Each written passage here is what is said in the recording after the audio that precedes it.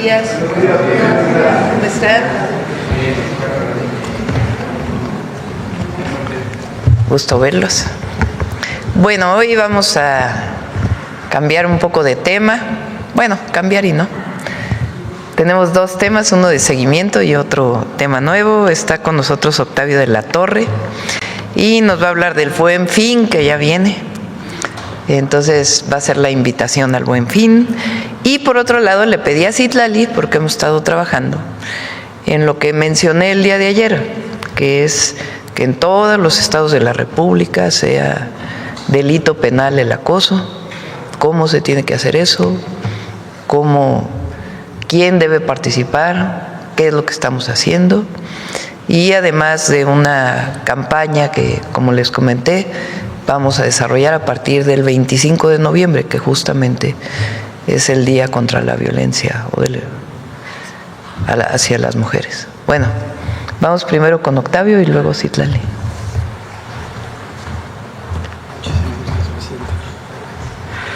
Muy buenos días y con su permiso, Presidenta. Este mes celebramos 15 años del Buen Fin, una iniciativa que nació desde el comercio y que se ha consolidado como la semana más esperada por miles de familias y negocios mexicanos. Este 2025, del 13 al 17 de noviembre, se va a llevar la fiesta, que es aún mayor y que queremos que tú, dueño de negocio familiar, empresario y empresaria del sector comercio, servicios, turismo, pero fabricante, artesano, productor, médico, hospital, universidad, escuela, experiencias turísticas, sean parte de la fiesta comercial más importante del año. Recuerden, porque cada año esperamos el Buen Fin y más que nunca. Este año proyectamos una derrama económica superior a los 200,000 millones de pesos con más de 200,000 negocios y empresas participantes. Que el dinero se quede aquí, en nuestras colonias, con nuestra gente. Ese es el espíritu que dio vida al Buen Fin hace más de 15 años. Registrar tu negocio es sencillo y tiene beneficios concretos. Primero, apareces en el sitio elbuenfinconcanaco.com.mx con visibilidad nacional. Segundo, tus promociones estarán verificadas y accesibles para todos los consumidores. Y fortaleces la confianza de tus clientes. Cuando compras donde vives, en las plazas, en los mercados, en los centros históricos, inviertes en tu comunidad. Eso también es el Buen Fin. Miren, a partir del 13 de noviembre va a estar disponible una aplicación, una app, el Buen Fin 2025, donde la comunidad podrá descargarla y podrá visualizar las promociones también en el portal elbuenfinconcanaco.com.mx. Les sugerimos lo siguiente: que ubiquen los comercios, los negocios familiares participantes y las promociones cercanas, que filtren las categorías y guarden sus favoritos. Y también, a través de este mecanismo, van a garantizar que sus compras se realizan en establecimientos formalmente y también registrados. Esta aplicación va a estar disponible el 13 de noviembre. Les recordamos a todas y a todos: recuerden, local, formal y conectado. Un negocio muy mexicano que se suma con orgullo a este Buen Fin. Y miren, también hay una sorpresa. La Lotería Nacional se suma a la celebración con un billete conmemorativo del 15 aniversario del Buen Fin. Una tradición que reconoce el esfuerzo del comercio grande, del comercio pequeño, del comercio de todo el país. Un billete con historia, un premio para quien apuesta por México todos los días. Y también se tendrá el tradicional sorteo del SAT, en donde participan solo los negocios y los establecimientos debidamente registrados y los consumidores que realicen sus compras en los mismos. Ese sorteo se va a celebrar el 5 de diciembre y es un incentivo más para vender y comprar usando medios electrónicos. En este año sumamos dos iniciativas: la Asamblea Nacional de Empresas y Negocios Familiares G32, porque escuchar al país real, pues nos permite construir desde lo local, desde la base, desde el territorio donde están los negocios. Y también Viernes Muy Mexicano, como una plataforma que promueve el consumo local y comunitario todo todo el año y que se potencia en este Buen Fin. Recuerden, lo que funciona cada viernes también lo multiplica este fin de semana, porque no hay nada más poderoso que el comercio de barrio con espíritu muy mexicano. Y recuerden también, los negocios que se han registrado en el Viernes Muy Mexicano y en la gran escapada del Buen Fin del Turismo también tendrán la oportunidad de participar en este Buen Fin.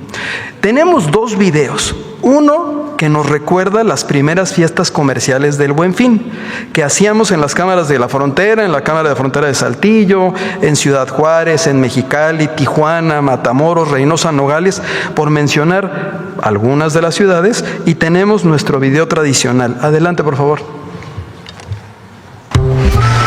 Mi vida, ya me llegó el aguinaldo. Vámonos todos al Paso. Al Paso, y las líneas y el seguro.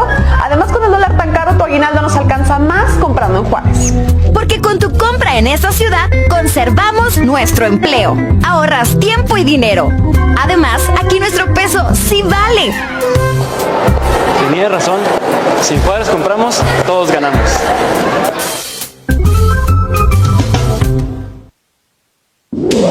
Es el momento de ahorrar más que nunca y consumirlo bien hecho.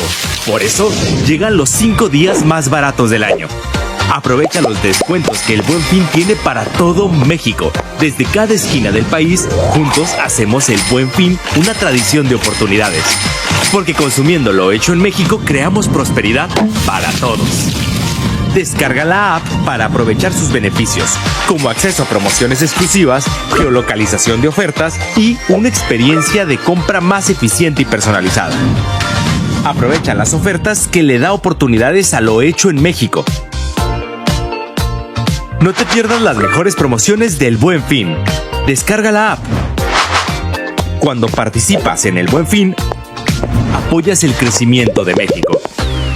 Unidos hacemos crecer la economía. Pues a nuestros más de 2 millones de compañeros y compañeras integrantes de nuestra organización, comerciantes, turisteros, prestadores de servicios, pero también fabricantes, artesanos, productores, dirigentes de cámaras de comercio, y a nuestros compañeros dueños de negocio de sector específico de todo el país, los invitamos a que se sumen a la fiesta comercial más importante del año. Una fiesta que les da visibilidad a sus actividades, pero también democratiza las oportunidades. Les recordamos, regístrense en el Buen Fin con canaco.com.mx, suban sus promociones, difundan que son parte del Buen Fin 2025 y recuerden, la mejor venta es la que se hace en equipo. Cámara, negocio y gobierno, unidos para mover la economía local, la de barrio, la de cada colonia. Que este Buen Fin hagamos historia con cada venta, que cada cliente y cada comunidad ejerza ahí su poder adquisitivo y compren los locales que se encuentran en su domicilio. Porque comprar lo hecho en México, recordemos, es comprar lo que está mejor hecho. La verdad es que queremos agradecer sinceramente a usted, Presidenta, y por su respaldo constante, y al equipo de la Secretaría de Economía por impulsar con dedicación y compromiso este programa. Extendemos también nuestro reconocimiento a las y los integrantes del sector privado que conforman el grupo de trabajo, a todos y a todas. Felicidades por estos primeros 15 años de trabajo en equipo que hoy celebramos con orgullo. Muchísimas gracias. Gracias. Gracias, Presidenta. Cita. Gracias, buen día a todas, a todos. Con su permiso, Presidenta. Primero queremos decirle a todas las mujeres mexicanas, niñas, jóvenes, mujeres en general, que no están solas, que cuando vivan algún tipo de violencia es importante denunciarlo y que sepan que hoy hay una presidenta que les cuida y una secretaría que trabaja todos los días para ello. Y aprovechar, con su permiso, Presidenta, también para hacerles un llamado a los hombres, a que pensemos todas esas conductas, actitudes, acciones que han quizás se han normalizado con el tiempo y que en realidad son parte de estas expresiones machistas o que incomodan o que violentan a una mujer, y recordar que el abuso sexual es un delito. Queremos presentarles este plan integral contra el abuso sexual, de algunas acciones que hemos venido realizando en la Secretaría y otras indicaciones que la Presidenta, como ayer aquí lo informó, nos ha dado. Si le dan a la siguiente. Bueno, el objetivo es fortalecer toda la respuesta institucional, sobre todo en la atención y procuración de justicia hacia las mujeres, que las mujeres se sientan más seguras, que denuncien de manera mucho más ágil y por supuesto que también la sociedad abrace un cambio cultural donde podamos convivir hombres y mujeres de una manera distinta y con respeto. Siguiente. Lo primero, como lo hemos dicho, pues buscamos que el abuso sexual sea un delito grave, que sea sancionado en todas las entidades de la República. La presidenta nos ha solicitado buscar la forma en que las denuncias sean mucho más ágiles, que las mujeres puedan denunciar cuando viven algún acoso o abuso sexual de manera mucho más rápida y que se disminuya esa ruta cuando hay una denuncia, y estamos trabajando en ello para presentarlos aquí lo más pronto posible. Obviamente queremos pues fortalecer que esta denuncia busque la mayor protección de las mujeres. Siguiente. Bueno, nada más, digamos, para información, en el Código Penal Federal, en el artículo 260, el abuso sexual es considerado en varias, conceptualizaciones. Son los actos sexuales, manoseos o tocamientos obscenos que recibe una mujer, obligar a la víctima a presenciar un acto sexual o exhibir su cuerpo, tocamientos que representan actos explícitamente sexuales o que obligan a la víctima a representarlos. Y en el Código Penal Federal hay dos agravantes. Cuando hay violencia física en este abuso sexual, la pena es mucho más grande, y cuando esta violencia se ejerce a una persona, vulnerable o a una persona menor. En el Código Penal Federal la sanción es de 6 a 10 años de prisión y hasta 200 días de multa. Siguiente. Informarles pues que hemos realizado este primer mapeo, como la presidenta nos instruyó, de ubicar cómo está en los códigos penales o si existe en el Código Penal este delito. En 19 entidades federativas de la República existen amplios criterios, para fortalecer este delito con diversas agravantes. En cada entidad de la República hay diversas agravantes, que significa que si este abuso lo comete un servidor público es mucho más alta la pena, o las distintas situaciones en las que se comete. En 9 entidades de la República se tipifica, pero no necesariamente vemos fortalecido este tipo penal, y en 4 se tipifica, pero no se deja claro exactamente qué es abuso sexual. Entonces, lo que nos ha instruido la presidenta es, con esta revisión, buscar que los delitos sean, en 4 entidades, buscar que los delitos, que el delito de abuso sexual sea similar en todas las entidades de la República, para que la sanción sea contundente y para que las mujeres sepan que pueden denunciar cuando viven esta situación. Siguiente. Para ello, informarles que hemos venido trabajando desde que la presidenta envió las reformas constitucionales y locales que protegen a las mujeres y que garantizan hoy la existencia en diversas leyes para sus derechos, en la revisión, armonización y homologación de las leyes en cada entidad de la República, para que las mujeres tengan acceso a sus derechos de manera similar según en el estado en el que vivan, que muchas veces es dispar. Hemos trabajado con todos los congresos locales y con el Congreso Federal, y con la senadora Malú Michel y la diputada Anaís Burgos, presidentas de las comisiones de igualdad de las cámaras federales. Teníamos ya justo convocado para el 13 de noviembre una reunión con las presidentas de la Comisión de Género de cada entidad federativa para revisar en general otras leyes, pero priorizaremos ahora esta ruta de homologación o de tipificación de este delito. Siguiente. Aprovechar, hemos estado dándole seguimiento. La presidenta nos instruyó desde el primer momento en el que se aprobaron estas reformas que se armonice en todas las entidades de la República. Vamos a seguir dándole acompañamiento con los distintos congresos locales para que en todas las entidades federativas esta protección legal exista de la misma forma. Siguiente. Muchas gracias. Bueno, y el otro punto es justamente generar campañas que promuevan mayor denuncia. Muchas veces las violencias que vivimos las normalizamos o no sabemos que son violencia o no sabemos incluso que son un delito. Entonces, bueno, estamos construyendo esta campaña que nos ha encargado la presidenta para sensibilizar qué es violencia y cómo promover más las rutas de atención y de denuncia. Recordarles que tenemos la Línea Nacional de las Mujeres 079 opción 1 y estamos fortaleciendo los protocolos para que se atiendan, se canalicen de la mejor forma estos casos de abuso sexual y violencia que se reciben. Siguiente.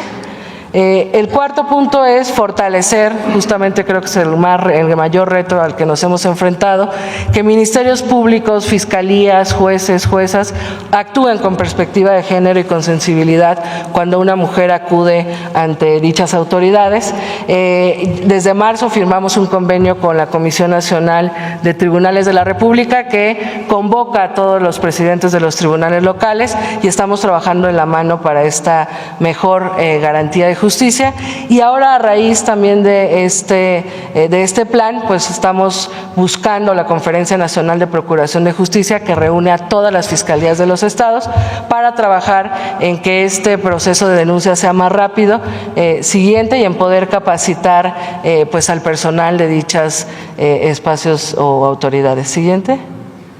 Bueno, entonces buscamos capacitar, fortalecer, que exista formación especializada con ministerios públicos, fiscalías, jueces y en general todas las autoridades de procuración de justicia. Queremos convocar o vamos a convocar a las secretarías de movilidad y transporte de todas las entidades de la República para implementar protocolos contra el acoso, el abuso sexual, tanto en espacios públicos como en el transporte público, y queremos trabajar, como la presidenta en su momento lo hizo cuando fue jefa de gobierno en la ciudad, para capacitar al personal y a conductores de transporte público, que muchas veces este tipo de abusos ocurren en el transporte público y quizás a veces los operadores no saben cómo prevenirlo o no saben cómo canalizarlo. Siguiente.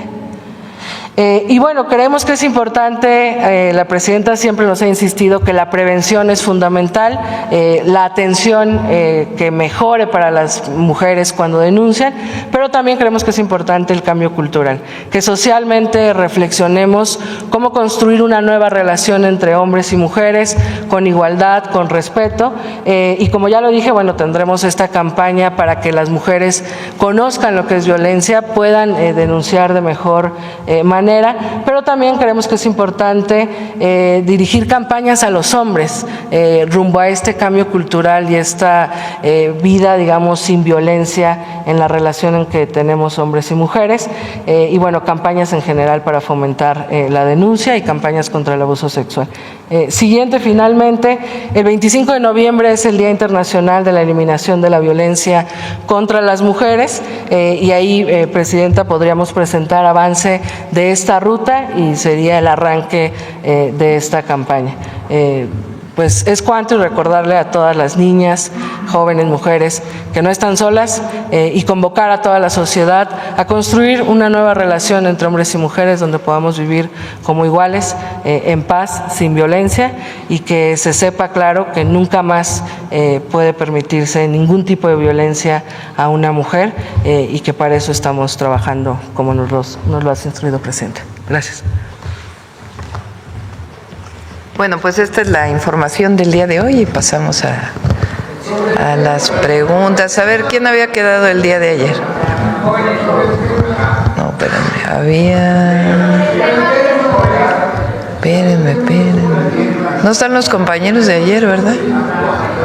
Ah, sí, perdón, acá. ¿Quién más quedó, hermano? Ya son 36 días. Adelante. Presidenta, qué gusto saludarla. Ramón Ramírez Gutiérrez, de Noticieros El Reloj de Oaxaca. Primeramente, manifestarle a nombre de varias organizaciones de mujeres la sororidad. Me lo pidieron el día de ayer, que sabía que iba a tener la oportunidad de platicar frente a usted de la sororidad de los oaxaqueños, de las oaxaqueñas, principalmente por la situación que usted vive. Ellas sí le creen. Y creo que es lo importante para las mujeres, creerles. Y después de esto, Presidenta, en Oaxaca seguimos la situación de los conflictos agrarios, pero resulta relevante una situación muy positiva que acaba de suceder el pasado fin de semana, que retornan en Guadalupe Victoria, del municipio de San Juan Juquila Mijes, después de 9 años de estar, muchas familias, 63 familias retornaron a su hogar. Es una situación histórica para los oaxaqueños. De ahí, yo sé que participó la Federación, participó el Estado, de ahí preguntarle, Presidenta, si esta puede ser la fórmula para otras situaciones como la que está pasando en Los Triquis, como la que está pasando en Yosondúa, donde hay desplazamientos internos de poblaciones por situaciones agrarias, por situaciones de conflictos al interior de las comunidades. Y si le vuelvo a repetir, si esta es la fórmula y de qué otra manera puede apoyar la Federación para seguir en esta ruta de que se pueden ir resolviendo estos conflictos que afectan tanto a familias en Oaxaca. El diálogo y buscar el fondo del conflicto y buscar las salidas. Y sí, ese es lo que nos caracteriza, siempre encontrar salidas pacíficas. Y así como en este caso, otros pueden ser más complejos, con agravios diversos, pero siempre pensando hacia adelante. Ahí participan los gobiernos de los estados, la Procuraduría Agraria, la propia SEDATU.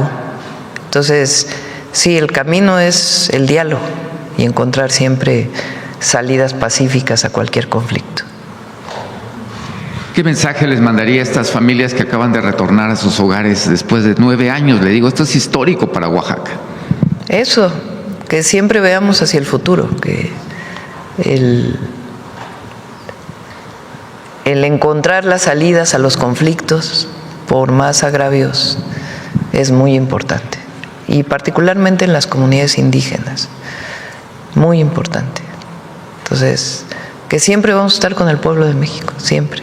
Nunca vamos a abandonar de dónde venimos y a quién y a qué nos debemos.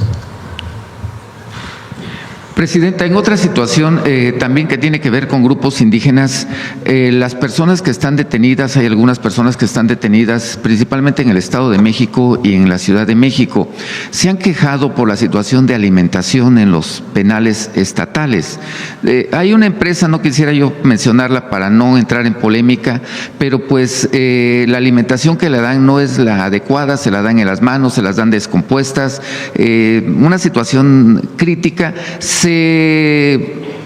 Es más difícil para las personas indígenas porque pues sus familiares a veces están en Oaxaca y pues los que están de aquí pues de alguna manera los familiares pues le llevan la alimentación a veces cada 8 días, 2 o 3 días y pueden solventar esta situación básica de alimentación, que independientemente que estén detenidos pues no pierden sus derechos fundamentales. ¿Qué hacer con esta situación, Presidenta, que no es la primera vez que se denuncia, sino que pues ya se ha denunciado otras veces? Hablo de los penales estatales, principalmente del Estado de México, pero también se da en la Ciudad de México y parece que por ahí hay un monopolio en el tema de alimentación de los penales. Lo vamos a revisar, no debe ser.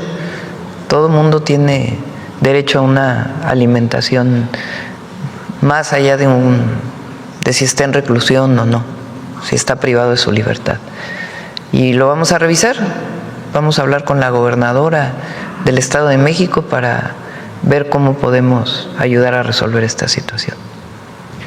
En otra situación, el pasado martes usted se reunió con universidades, con los rectores de universidades del país. Creo que es la primera ocasión que sé, al menos yo, que un presidente, que el Ejecutivo, en este caso usted como presidenta, se reúne con los que deben de encabezar la ciencia, la cultura y el desarrollo de este país. Fue muy interesante, pero preguntarle, ¿qué tanto se comprometen los rectores a innovar en la situación de educación en el país? Tenemos retos a nivel global que son la inteligencia artificial, los chips, la innovación tecnológica, el desarrollo social de particular en México, ¿no? En este caso con sus comunidades, con sus localidades que tiene tan particulares, pero también la situación que se da que a veces los rectores se quieren perpetuar en el cargo. Caso particular resaltó porque lo publicó en su cuenta de Facebook el rector de la Universidad de Guerrero, Javier Saldaña, va por su tercer periodo. Y no solamente eso, sino que el Congreso le aprueba en forma general, no sé si tuviera dedicatoria para él, que se puede quedar otros años más, estaría 17 años en la rectoría, si es que se termina esto.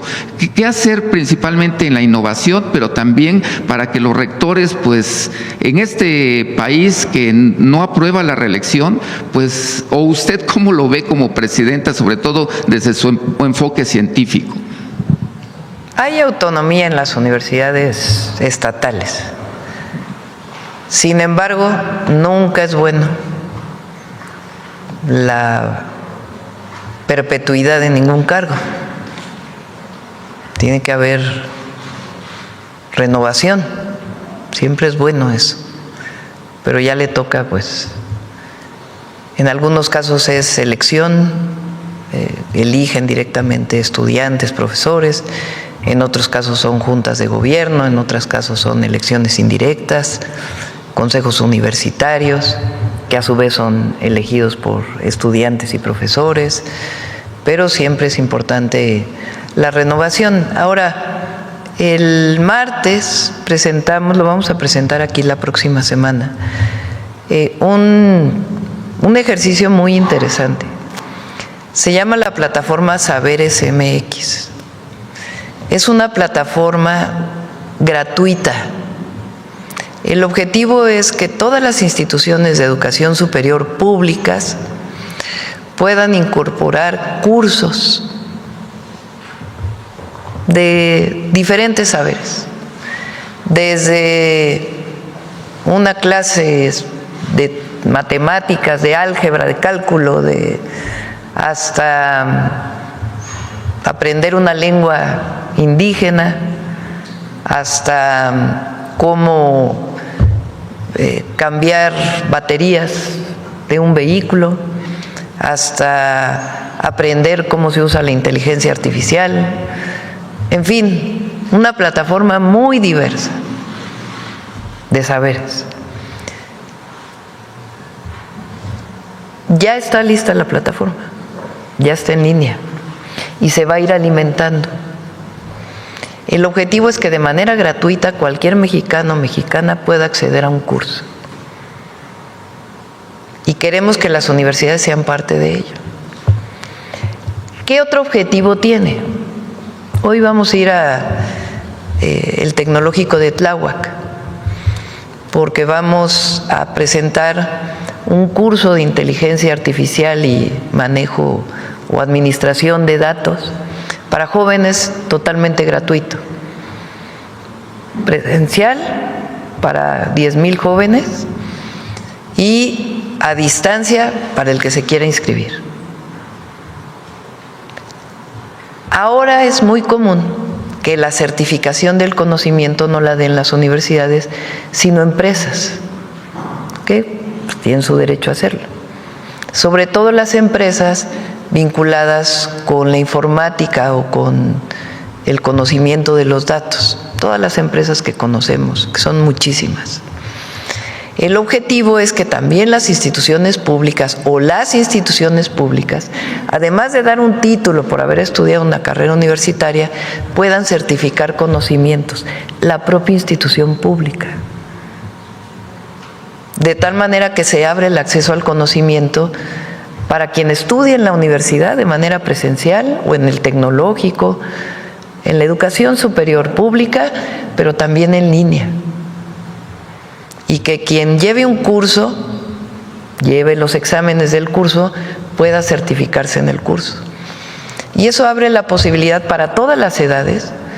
Si alguien de 70 años, 80 años quiere aprender a usar una computadora, pues ahí puede estar. O las nuevas técnicas de cómo subir un documento a una nube o cualquier otra cosa que hoy se desarrolle, o cómo usar la tecnología, pero también, como digo, aprender desde inglés hasta purépecha. Es una plataforma grande de saberes, humanísticos, científicos, técnicos, de información, y que sean las propias universidades e instituciones públicas y la propia Secretaría de Educación Pública quien certifique estos conocimientos. De esa manera no solamente pues es en beneficio de la persona y el reconocimiento de la educación como derecho a su más amplio acceso, sino también pues que un joven se pueda certificar en determinado conocimiento que le permita acceder a un empleo distinto del que hoy, si no tiene esa certificación, no lo tiene. Entonces es un ejercicio muy importante y solo se puede hacer con la colaboración de las instituciones públicas. Si no, pues difícilmente un grupo lo podría estar haciendo. Esa fue la convocatoria que hicimos. Ya pueden ustedes conocer esta plataforma, Saberes MX, y con todo detalle la vamos a presentar la próxima semana aquí en la mañanera para que se sepa qué contenidos tiene, cómo se construye, por qué hablamos de esta certificación o calificación o títulos, diplomas que se pueden obtener a través de esta plataforma.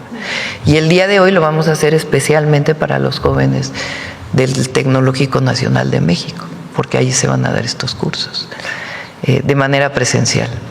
Es parte de lo que también vamos a presentar antes de que acabe noviembre, de este gran proyecto que llamamos México País Innovador, que tiene que ver con nuestra historia, nuestra grandeza cultural, pero también el que emprendamos un rumbo hacia la incorporación pues, de científicos, académicos, estudiantes, jóvenes, pues en todo este proceso tecnológico y de información que se está dando en el mundo entero y que lo queremos hacer como mexicanos, no solamente al acceso de lo que hoy existe en las empresas globales. Entonces es un esfuerzo muy importante. Claro, aproveché para decirle a los rectores que hay que hacer austeridad republicana en todas las universidades, que si bien hay autonomía, pues es muy importante que no se destinen los recursos a más burocracia, a parafernalias del poder que había antes, a gastos suntuarios, a tener oficinas de representación en el mundo entero, que puede ser que tenga su objetivo, pero las actividades sustantivas de una institución de educación superior son la enseñanza, la docencia, la investigación y la difusión. Y ahí tienen que estar principalmente los recursos. Y acercarse a los jóvenes. Ha habido también un divorcio entre autoridades y estudiantes. Y es muy importante pues que se recupere, que escuchemos a los jóvenes y que les demos pues lo que necesitan, sobre todo, o en particular, hablando de instituciones de educación superior, a los jóvenes estudiantes, a las y los jóvenes estudiantes. Entonces, para eso fue la reunión. Gracias, Presidenta. Ya por último, pues nuevamente esperándola en Oaxaca cuando su agenda se lo permita. El día de ayer estuvo con agua con nosotros el titular y uno de los grandes retos también que se tiene a nivel nacional, y lo digo particularmente por Oaxaca, son las plantas tratadoras de aguas residuales. A nivel municipios, a veces a algún municipio no le alcanza, sobre todo en Oaxaca, que son 570, realizar su planta tratadora de aguas residuales, aunque tienen la intención de sanar a los ríos. Mi pregunta es si podría haber algún recurso por ahí extraordinario para poder aplicar tal vez a colonias, tal vez a agencias, hacer y sobre todo la situación de usted, que nuevamente resalto que es científica, apoyarse de alguna universidad para que tengamos innovación en plantas tratadoras de aguas residuales. Son muy costosas y muy difíciles de operar para los municipios las actuales que se están realizando y por lo consiguiente pues no son a veces viables económicamente. Pues que ojalá lo pudieran considerar en el presupuesto 2025. Hablo por muchos municipios, lo sé que me están escuchando, pero particularmente por Tlaxiaco, donde se necesita urgentemente una planta tratadora de aguas residuales. Sí, no hemos ido a Tlaxiaco, vamos a ir pronto, pero en desde Coahuapan, que cuando fui ahí justamente nos pararon, cuando nos paramos ahí en Coahuapan, se acercaron, me bajé ese día de la camioneta y justamente una de las cuestiones que pedían eran las plantas de tratamiento para evitar la contaminación a los ríos y también pues eso significa mejor acceso al agua potable. Y entonces estamos haciendo un programa de plantas de tratamiento justamente en la zona. Tienes razón, no solamente es la construcción de la planta, sino la operación, que a veces es muy cara para el municipio y se abandonan. Entonces también es parte del proyecto. ¿Cómo vamos a hacer que esas plantas sean financiadas para su operación? Que tiene que ver pues con que a lo mejor no sean parte de la operación municipal, sino ya de la operación estatal junto con Conagua. Entonces es parte del trabajo que se está haciendo, particularmente en la zona mixteca de Oaxaca. Gracias, presidente. Vamos, ¿quién más? A ver, el compañero que lleva 36 días sin preguntar. Presidenta, con su servidor Carlos Pozos, reportero de Lormolécula, pues efectivamente 35 porque me está dando usted la oportunidad. Mil gracias. Bueno, Presidenta, inicio con una pregunta del sector energético en donde LM Noticias tiene cierta especialización. Resulta que hay un conflicto entre TransCanada o TC Energy con la comunidad agraria de Temoris. En una investigación de LM Noticias y de acuerdo al expediente 1064/2017, hay un amparo concedido y firme que obliga al Tribunal Unitario Agrario a ejecutar forzosamente una sentencia. En acatamiento a dicho amparo del 16 de marzo del 2023, se ordenó que las cosas volvieran a su estado como estaban antes de la instalación de un gasoducto, es decir, que la empresa debió haber retirado un gasoducto de tierras de uso común de la comunidad agraria de Temoris. La empresa no ha querido cumplir con esa disposición y todo parece indicar, y subrayo, todo parece indicar que hay una cierta complicidad entre la Comisión Federal de Electricidad y la Secretaría de Energías, porque pues argumentan que el tubo no se va a sacar de ahí porque es de funcionamiento de seguridad nacional. La comunidad agraria de Temoris solicita el pago de 200 millones de pesos como lo señala la sentencia.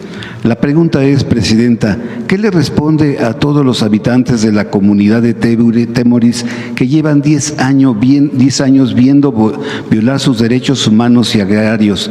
Ellos confían en usted y esperan el cumplimiento de la sentencia favorable hacia la comunidad. En su desesperación, Presidenta, advierten que de no cumplirse con esa demanda, bloquearán la zona para impedir que se siga explotando e incumpliendo con la sentencia. ¿Cuál sería su respuesta? Igual que en el caso de los conflictos agrarios, tiene que haber diálogo. Se requieren gasoductos en el país. Este gasoducto tiene muchísimos años. Y, por ejemplo, tenemos planteado que la planta de Tula, que usa combustóleo, que contamina mucho, pues sea de gas natural. Entonces hay que llevar el ducto de gas natural hasta ahí. No se pueden hacer los proyectos como se hacían en el pasado, en contra de las comunidades. Tiene que ser con las comunidades. Lo que ha habido ahí, pues, es un agravio de la época, como tú bien dices, son hace 10 años, en donde lo que se quería era pasar contra las comunidades, no hacerles caso y solamente darle la razón a un gasoducto contratado para que lleve gas natural a una termoeléctrica. Entonces lo que tiene que haber es diálogo, sentarse. Si no pasa por ahí, ¿por dónde puede pasar el gasoducto? Entonces ese es lo que les digo, que no vamos a pasar nunca por encima de una comunidad indígena, jamás. Para eso además hay consulta indígena o consulta pública, y lo que se tiene que hacer es hablar. Es decir, ¿qué necesidad tenemos? ¿Es factible que pase por aquí? No, no es factible que pase por aquí. Bueno, ¿por dónde puede pasar? Para que la comunidad de Tula, los habitantes de Tula se puedan beneficiar de una planta que tenga gas natural o que los habitantes del sureste se puedan beneficiar de que haya gas natural. Entonces, nunca pasar en contra de las comunidades, sino sentarse a platicar. Ahora, cuando ya hay una sentencia, pues hay que revisar la sentencia. Pero lo que hay que establecer son las condicionantes para que pueda haber el paso de uno u otro acción que beneficia a otra población, porque así es en este caso. Y siempre se puede lograr. Yo estoy convencida que siempre se puede lograr cuando no actúas en contra de una comunidad. Claro, muy distinto a cuando es un beneficio privado, que también hay que hablar con las comunidades cuando hay un proyecto privado, si se quiere o no se quiere. Nunca actuar en contra del pueblo y buscar siempre un diálogo para que otras comunidades que se van a ver beneficiadas y requieren un derecho de paso, pues pueda hacerse un diálogo y ver de qué manera sí se puede hacer, sin pasar nunca de manera autoritaria en contra del pueblo. Gracias por su respuesta. Presidenta, no tuve la oportunidad de preguntar sobre el tema de la tormenta atípica. En el antepasado viernes usted en este ejercicio de comunicación circular nos dijo que son perfectibles los alertamientos de tormentas y huracanes.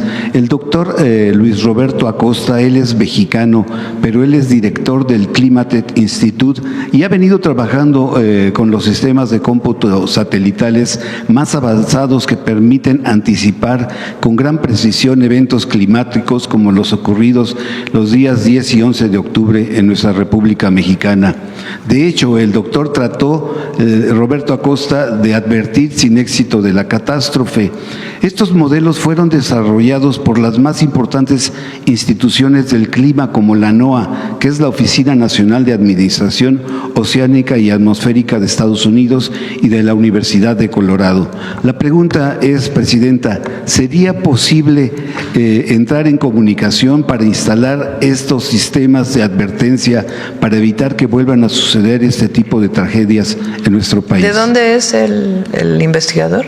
Él es de Climate Institute, el Instituto del Clima en Estados Unidos. Sí, pues que entre el meteorológico en contacto con Luis Roberto Acosta. Sí, para el meteorológico, que es parte de lo que estamos trabajando, se requiere mayor número de mediciones y también, o mayor instrumentos de medición, vamos a ponerlo así, y también de procesamiento de datos, porque a veces es demasiada información.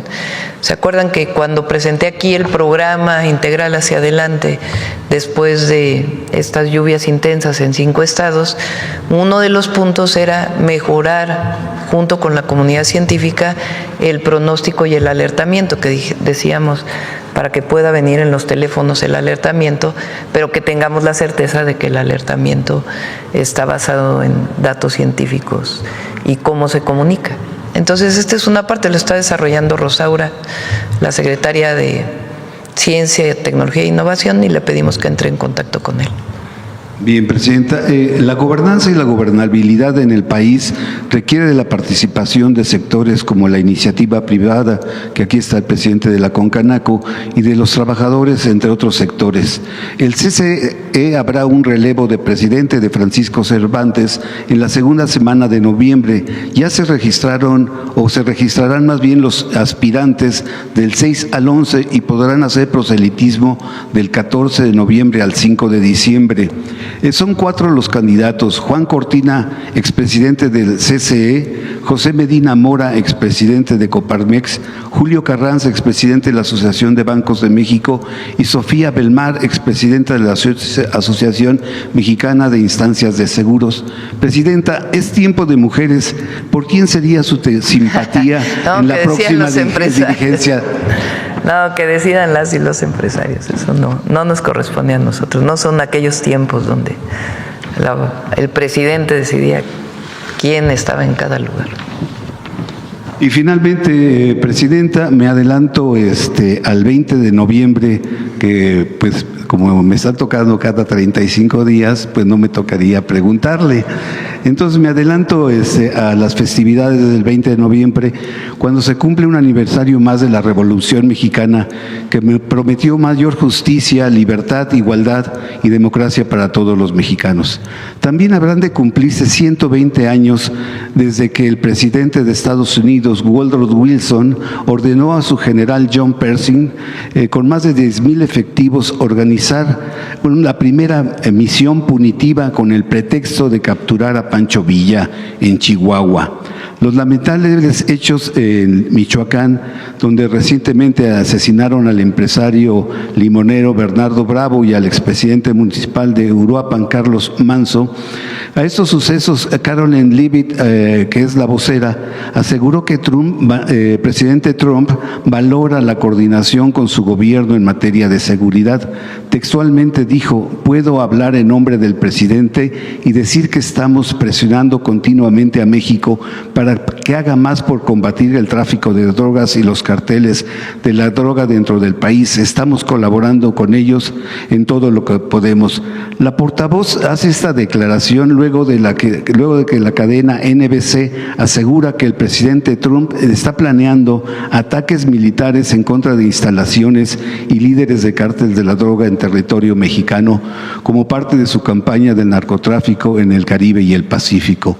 Usted ha dicho aquí que eso no va a suceder. La pregunta es, Presidenta, ¿está descartada permitir una acción y una misión punitiva como sucedió en 1916 y en 1917 en su administración?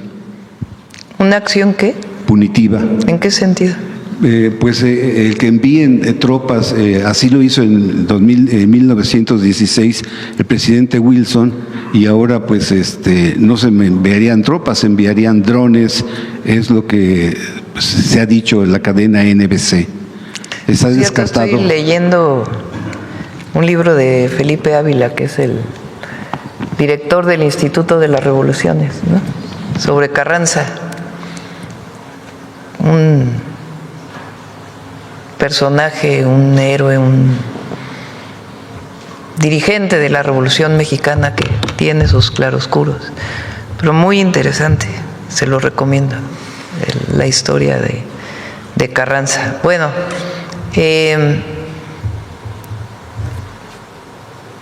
no va a haber intervención de los Estados Unidos. No va a haber, sencillamente porque hay un pueblo unido en contra de cualquier injerencismo, intervención. Porque ningún mexicano o mexicana, más que unos cuantos, que son la absoluta excepción, no quiere que haya intervención ni injerencismo. Pero segundo, hemos privilegiado el diálogo y tenemos un marco de entendimiento con el gobierno de los Estados Unidos, que no incluye bajo ninguna circunstancia el injerencismo, la intervención, sino la colaboración y la cooperación. México es un país libre, independiente y soberano. Y así debe ser. Los principios con los que se negocia con cualquier gobierno extranjero parten siempre en nuestro movimiento, y a quien representamos, que es al pueblo de México, de la no intervención. Además, ya lo dije una vez aquí, si llegara a haber una amenaza real que no tenga que ver con estas filtraciones o supuestas filtraciones, porque ni filtraciones son, en algún medio internacional, pues tenemos el himno nacional, ya lo dije. Un soldado en cada hijo te dio. Muchas gracias, Presidenta, por la oportunidad. El otro día me criticaron porque dije que habían violado, me dijeron, ¿no? Ya ven que están esperando a ver qué dice la presidenta para sacar un tuit en este instante. A ver qué dice la presidenta para poder escribir, a ver cómo la criticamos. Entonces dije, un soldado y una soldada en cada hijo te dio. y dijeron que estaba violando el himno nacional. Bueno, a ver, vamos. ¿Quién? A ver, la compañera y luego acá.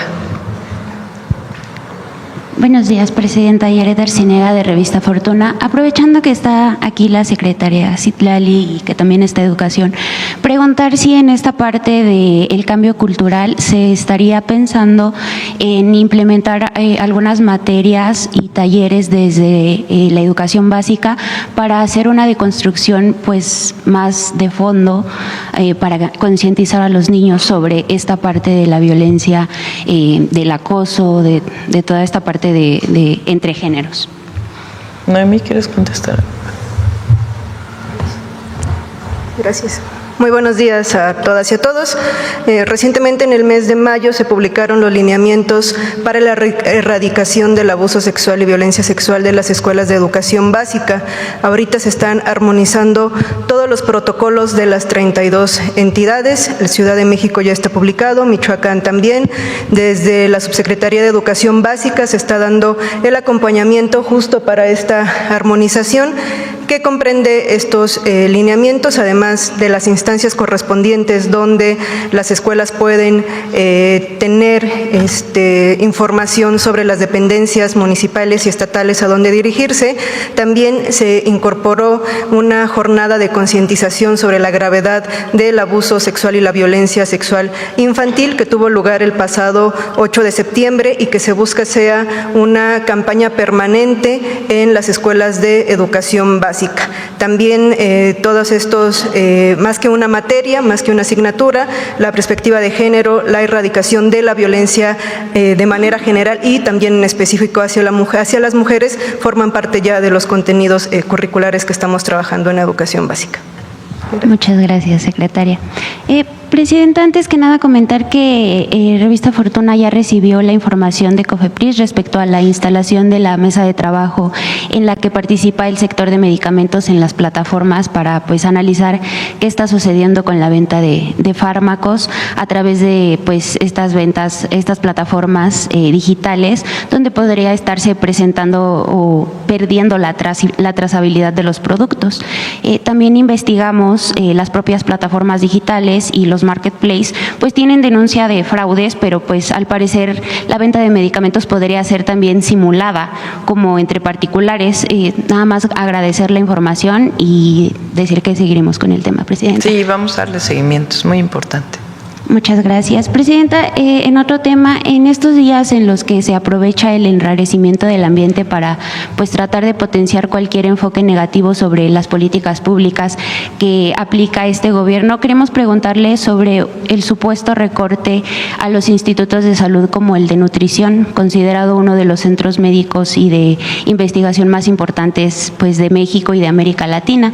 Preguntarle, Presidenta, si este recorte se consolidará, ¿cómo se explica esta decisión con la operación del IMSS Bienestar y qué le diría a aquellos mexicanos que están preocupados porque consideran que se va a dañar uno de los niveles pues hospitalarios más de alto nivel al que los mexicanos y mexicanas sin seguridad social pues podrían tener acceso?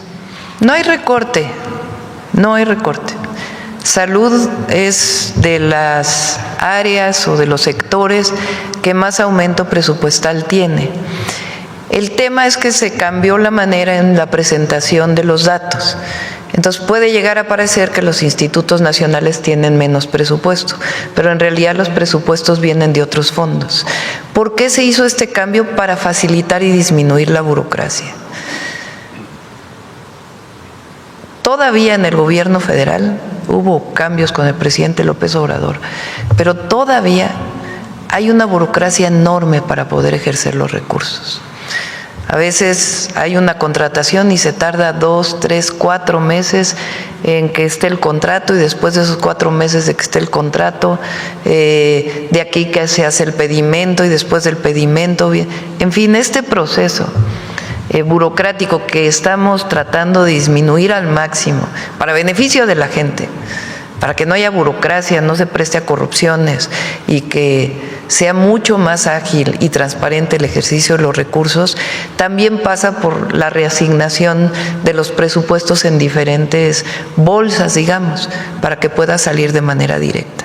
Entonces, por eso pudiera llegar a parecer, si se compara con otros años, que hay una disminución del presupuesto, pero no hay disminución del presupuesto, ni para los institutos nacionales de salud, ni para todos los estados que tienen IMSS Bienestar, ni los fondos federales que van a los estados que no tienen IMSS Bienestar.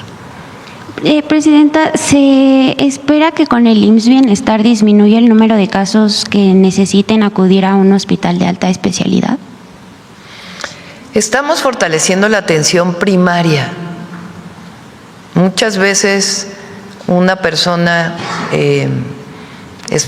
no va a citas continuas con el médico o tiene algún padecimiento y se automedica para no ir al centro de salud, o a lo mejor no fue bien tratado, sencillamente no hay cuidado en su salud y después tiene problemas. Y llega al hospital directo, ya con un padecimiento mayor. Entonces, nuestro objetivo es fortalecer, claro, también los de alta especialidad, pero que la atención primaria, ahí donde puede haber prevención, atención adecuada, en el momento adecuado, algún padecimiento, alguna enfermedad, se trate desde el primer nivel.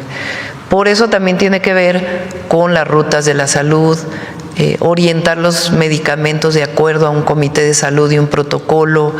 Todo esto tiene que ver con el fortalecimiento del nivel primario de la salud. Ahora, tanto en las unidades de medicina familiar del IMSS, las clínicas del ISSSTE y los centros de salud del IMSS Bienestar, estamos buscando lo que llamamos los centros de salud de atención ampliada, que tengan un pequeño quirófano, que tengan 2 o 3 espacios para poder tener una estancia más larga, de tal manera que la atención pueda ver con enfermedades, padecimientos o incluso con partos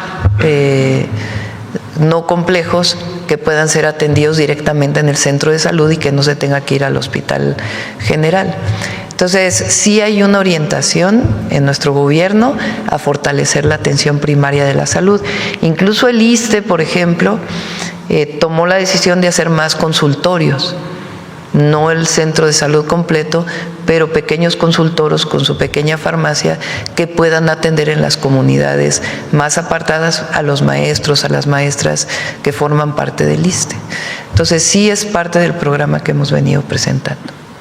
Muchas gracias, Presidenta. En otro tema, Presidenta, hace algunos meses en una entrevista con Revista Fortuna, el presidente del COMCE, del Consejo Mexicano de Comercio Exterior, Sergio Contreras, nos dijo que en un país como México, con una extensión territorial de 2 millones de kilómetros, el desafío de la seguridad pues no es menor y que si bien los empresarios les gustaría seguir observando acciones contundentes en materia de combate a la delincuencia para aumentar los volúmenes de producción y exportación, reconocen que el país pues ha demostrado una gran resiliencia y que a pesar de todos los problemas pues sigue creciendo.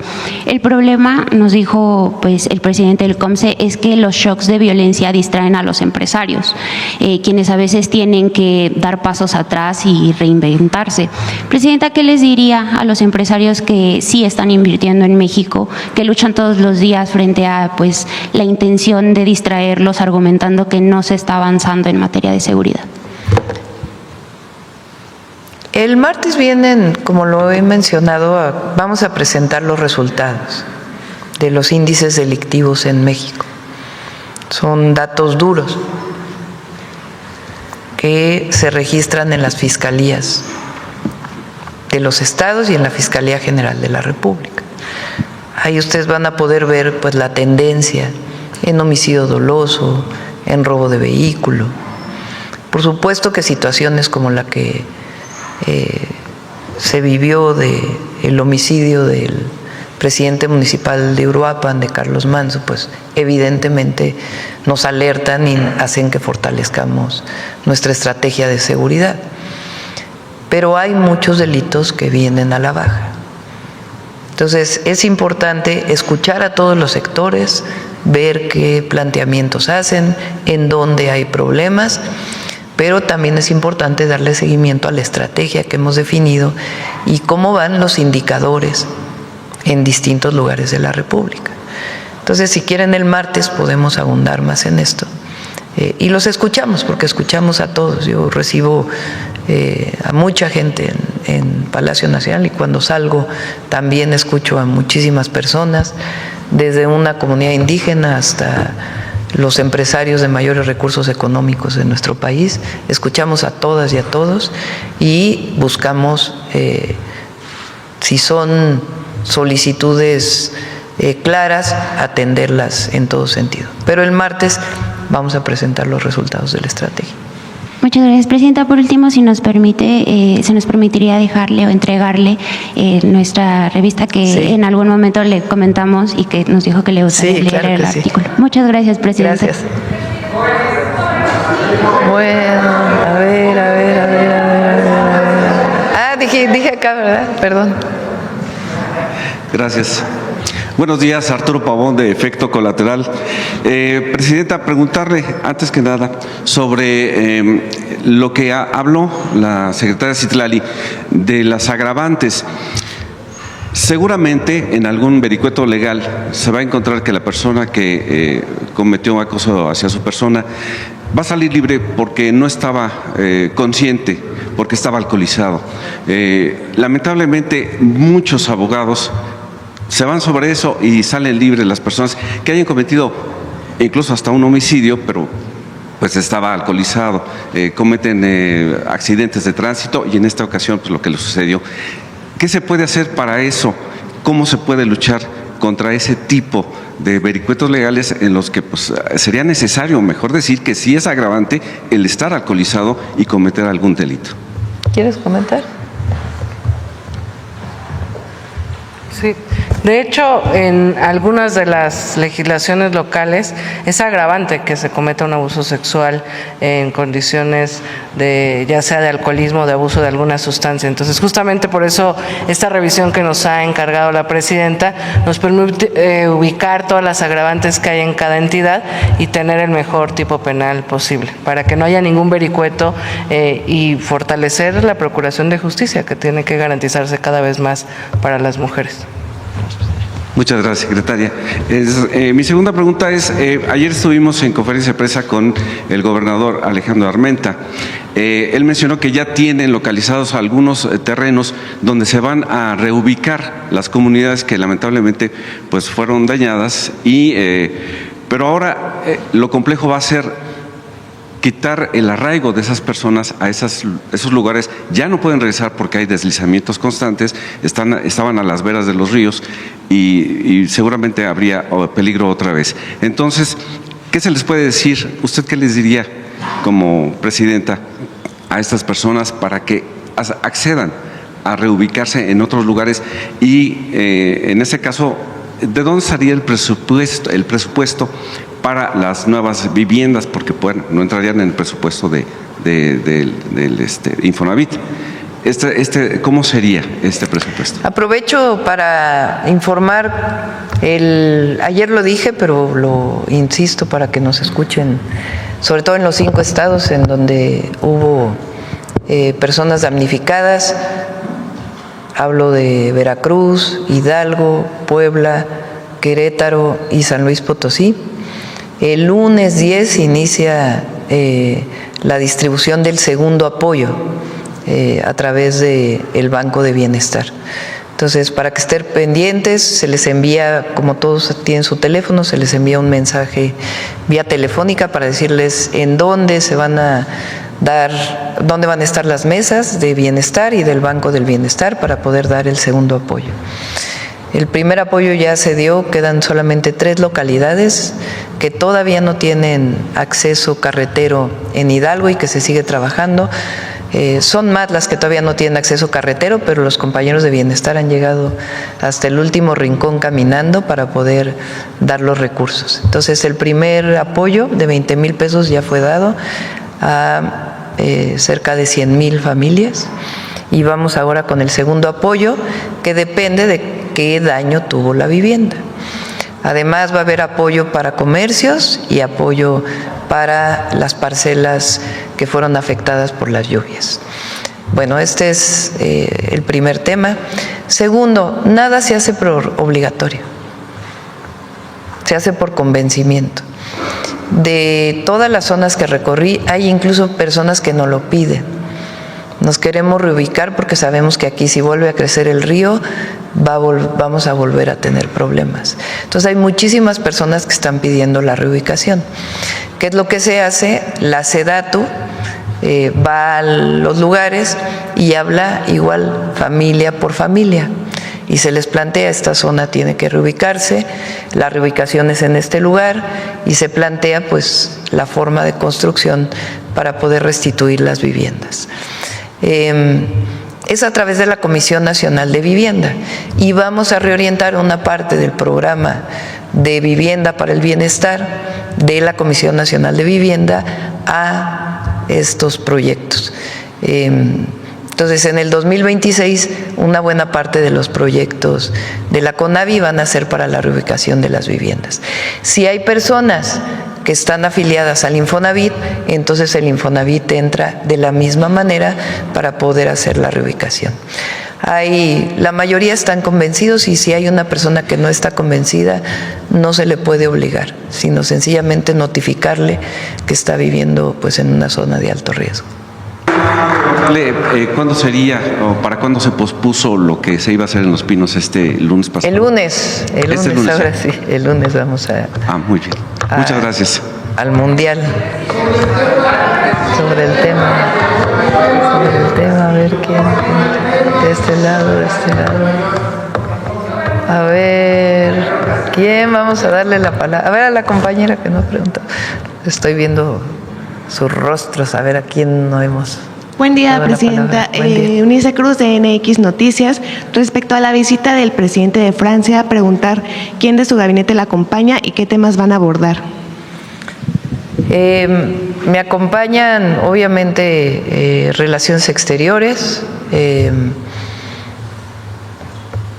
Economía, está Cultura, el INA, Hacienda, Rosaura, Ciencia, Tecnología e Innovación. Viene obviamente la embajadora de México en Francia, Blanca Jiménez. José Alfonso, lo invitamos a que nos acompañe. Ese es el equipo. Y respecto a los temas que van a abordar. Va a ser primero se hace el recibimiento, después hay una reunión privada. Repito, a nosotros nos interesa mucho el envío de un códice. A ver, ¿por qué no explicas? José Alfonso, ya lo habías explicado una vez, pero la importancia para México del envío de este códice. Vamos a hablar de relación económica, de el acuerdo comercial que se renueva en el 2026 con la Unión Europea y cómo va a participar Francia, esencialmente, y colaboración en temas de ciencia, cultura e innovación. Adelante. Gracias, presidenta, con su venia. Buenos días a todas y a todos. De manera muy sintética, en el tema de los intercambios de códices, se estará hablando acerca de la importancia de activar una comisión especial que nos permita tener a la brevedad, dentro del marco de una serie de actividades que le harán saber a nuestra presidenta y que será de conocimiento del presidente de Francia, sobre el bicentenario de relaciones entre México y Francia, y dentro de este marco el códice Azcatitlán, cuya importancia es fundamental para conocer el desarrollo de lo que fue México Tenochtitlan desde su fundación hasta el principio del siglo XVII, allí vamos a conocer quiénes eran los gobernantes mexicas que permanecieron después de la conquista como titulares de los 4 barrios y de Tlatelolco, qué tipo de actividades hacían. En fin, va a ser de enorme interés para el pueblo mexicano. En cuanto al Códice Borbónicus, ese sigue otra ruta que es la legislativa. Ese tema se tratará de forma distinta y en paralelo, no en la visita, toda vez que haya avances a ese respecto en la Asamblea Legislativa Francesa, en donde ya hubo una nueva iniciativa de restitución de patrimonio cultural a pueblos africanos que abre la oportunidad de tratar el caso México en particular sobre este códice que es propiedad de la Asamblea Nacional y que una comunidad ñañú ha solicitado de manera formal a la Asamblea Parlamentaria su restitución. Es cuanto. Muchas gracias. En otro tema, respecto al plan que acaban de presentar, mencionaban que se van a hacer campañas, difusión y demás. Bueno, pues actualmente cuentan con la cartilla de los derechos de las mujeres. Preguntar cuántas de estas se han entregado. Citla, ¿cuántas cartillas? Bueno, se han distribuido en todo el país 25 millones de cartillas. La estamos repartiendo en asambleas, que ya estamos por terminar. De hecho, Presidenta, 600 asambleas en todos los municipios, escuchando propuestas de las mujeres justamente para recibir propuestas de qué más podemos hacer para combatir las violencias. De hecho, platicábamos con Noemí, se han repartido 6 millones de cartillas en las secundarias, en las clínicas. Hay voluntarios que han solicitado en la página entregar con sus vecinos, con sus vecinas, en sus comunidades, en los centros libres, y bueno, podemos pronto, si la Presidenta nos lo permite, presentar en qué lugares se ha entregado en todo el país. Muchas gracias. Aprovechando que aquí está la secretaria, pues preguntar si tienen actualizaciones del colectivo No Más Presos Inocentes, del que varios colectivos y víctimas se han quejado que se manifiestan de manera agresiva, incluso que revictimizan a las víctimas.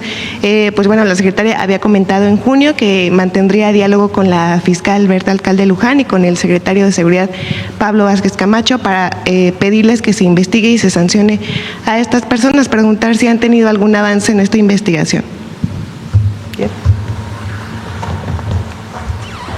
Sí, es un grupo de distintos hombres que se han organizado bajo consignas muy pues agresivas, que sostienen que algunas mujeres denuncian violencia con el fin de tener dinero y otras expresiones.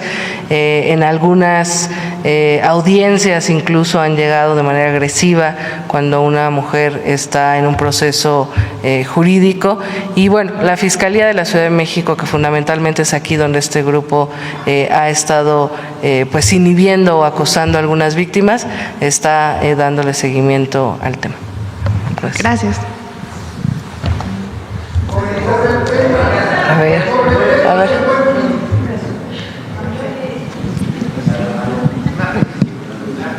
Buenos días, Presidenta. Buenos días, Eduardo Esquivel Ancona, de Domo de Cristal. La primera pregunta es, ¿cómo pueden constatar que son verdaderas ofertas ahora en el Buen Fin? Porque hay mucha gente que se queja de que le suben los precios y luego los bajan cuando el Buen Fin y pues queda lo mismo, ¿no?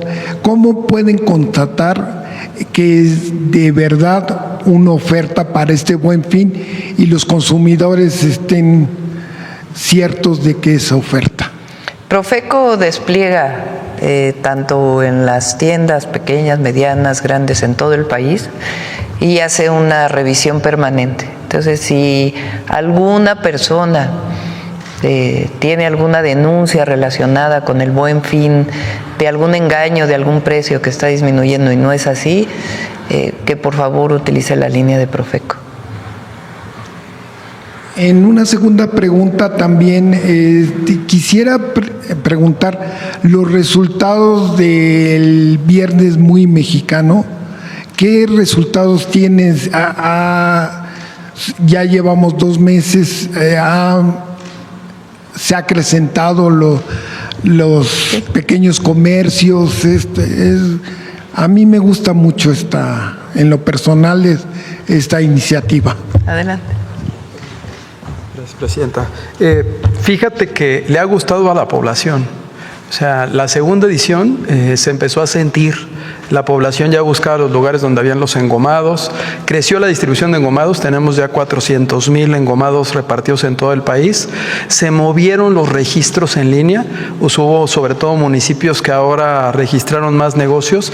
Pero también lo que vimos es que se empezó a contagiar la población, especialmente en las comunidades y en los barrios, al buscar en los negocios que forman parte de su localidad. O sea, se ha generado conciencia de que la soberanía también se hace con la compra, y que esa compra que se hace en tu local, en tu localidad, en donde te conocen por tu nombre, pues genera también recursos para que se paguen becas, para que se pague renta, para que se pague empleo, para que se paguen sueldos, ¿no? Para que suban distintos servicios.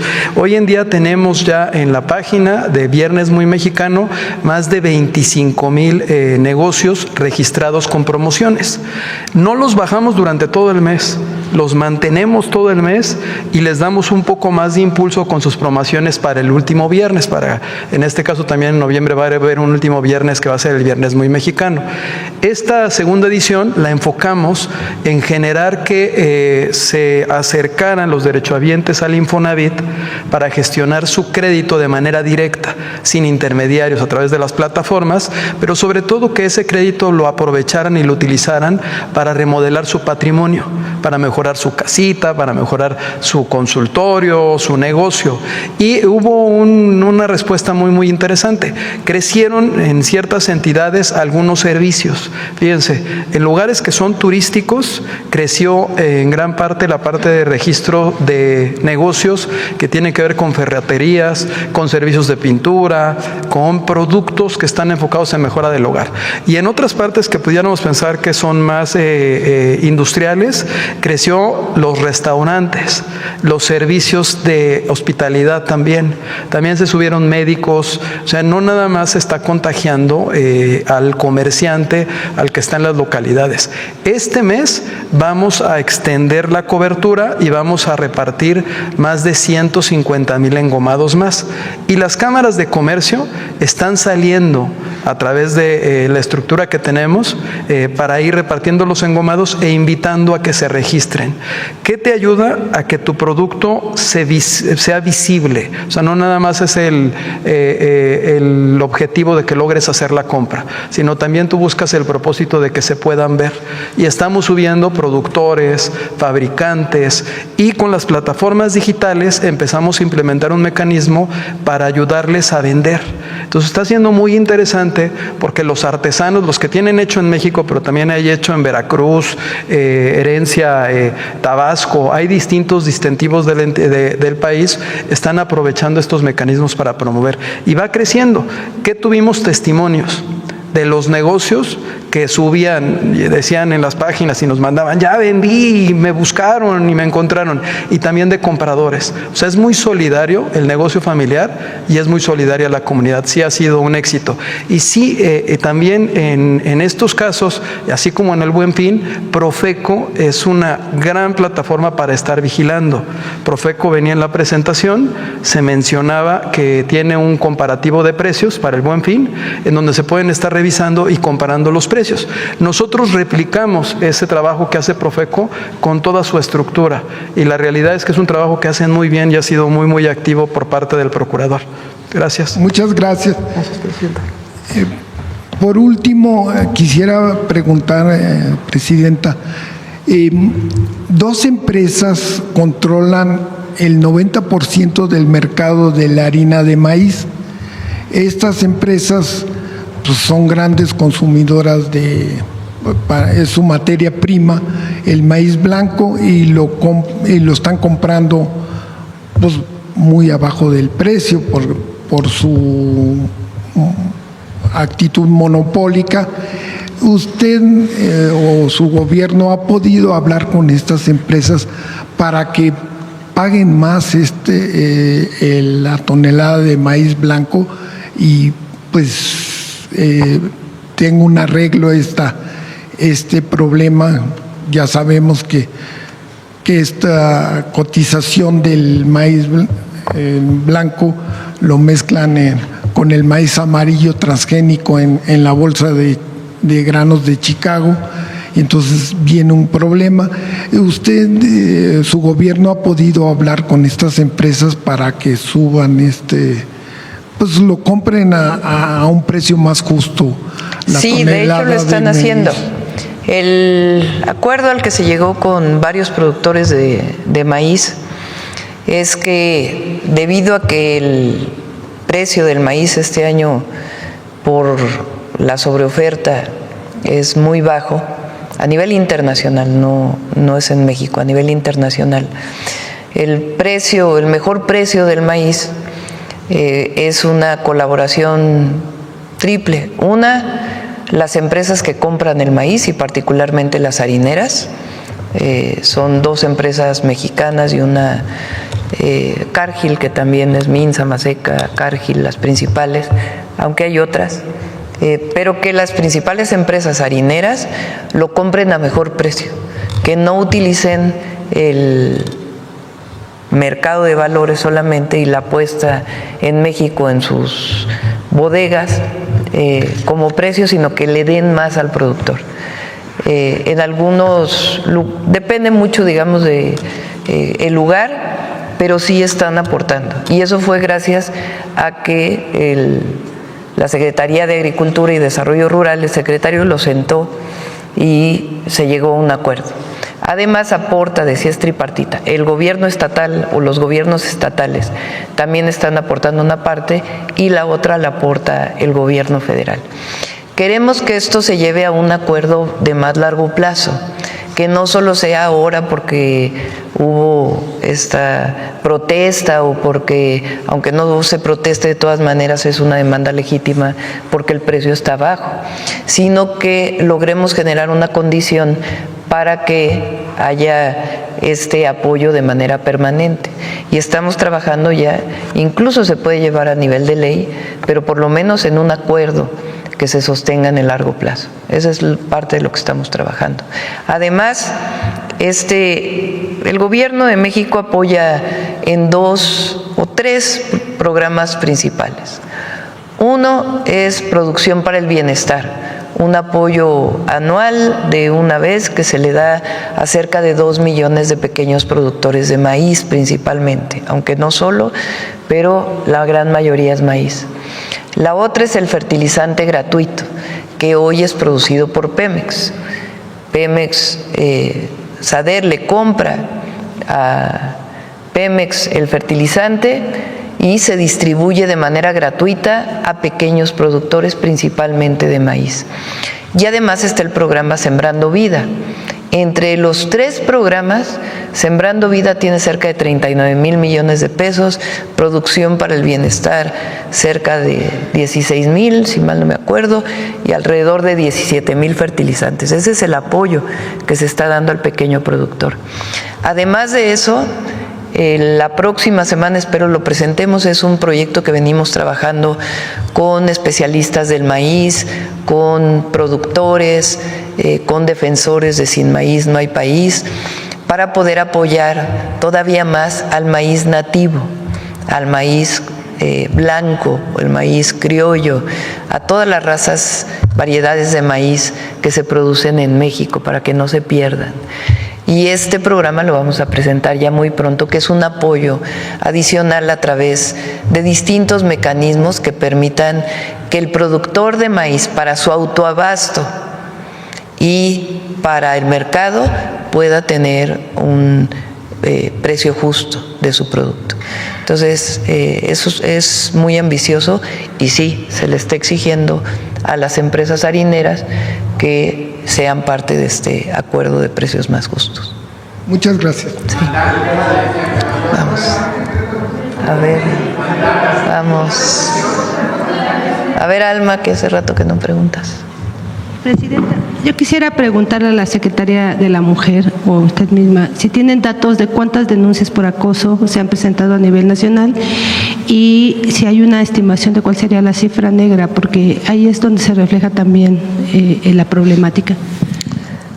¿INEGI tiene una encuesta? ¿Tienes los datos del número de denuncias? Las que van en el año. Sí, hay en lo que va del año 25,070 denuncias por abuso sexual en concreto.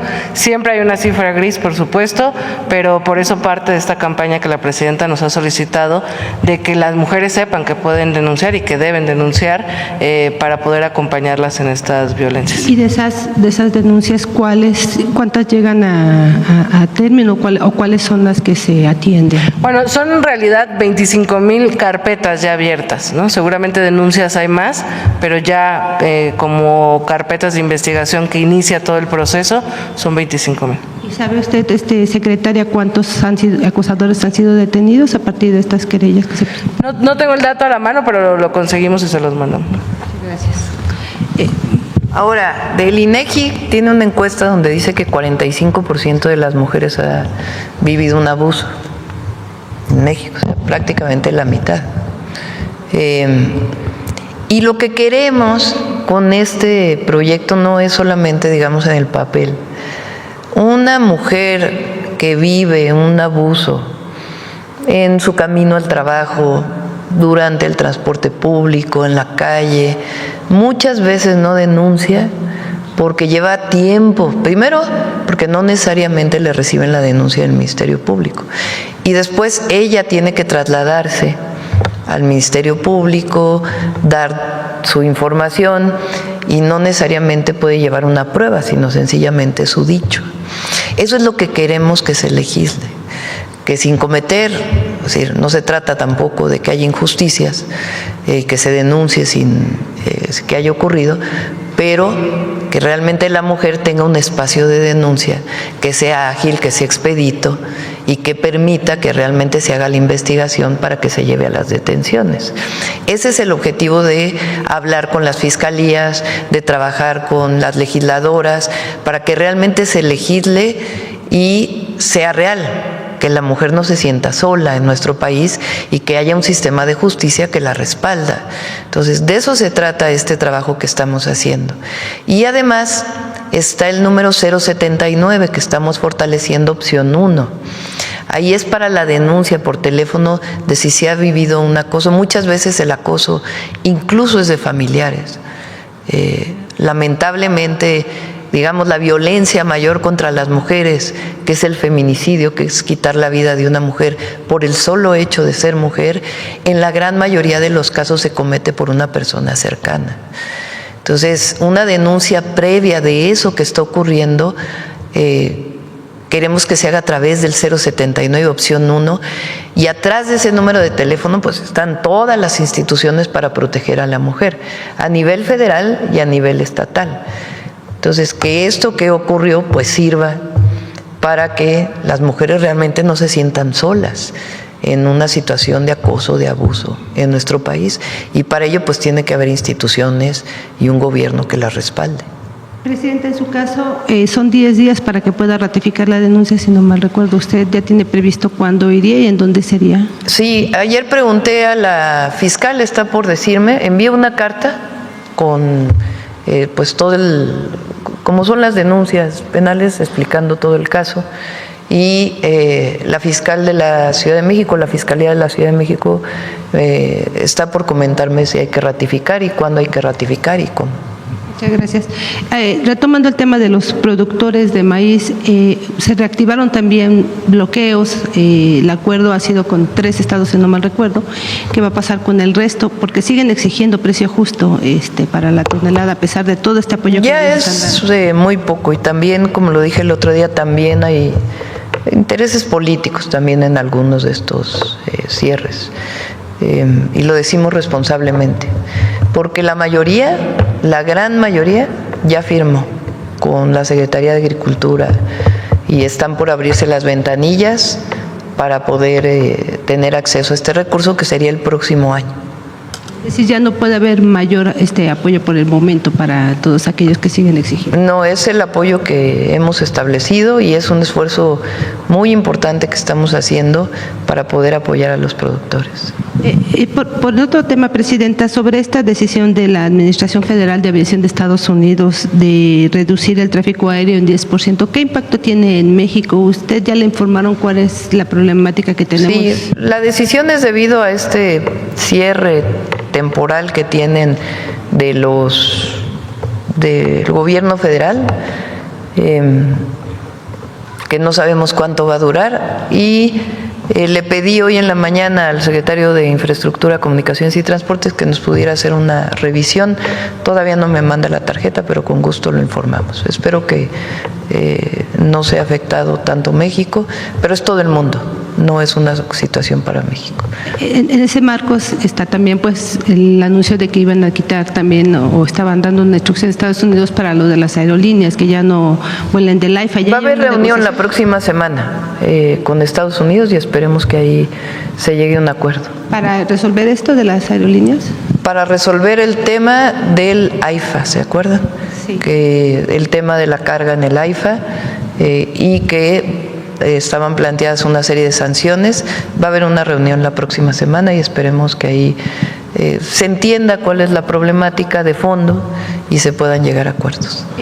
Por mi parte, solo quisiera preguntarle, en el caso de Movistar, anuncia que sale de México, hoy tiene una intención, pero también tiene un adeudo millonario, que con un amparo también la antigua Corte pues había quedado ahí pendiente. ¿Cuál es la exigencia que le haría a esta empresa?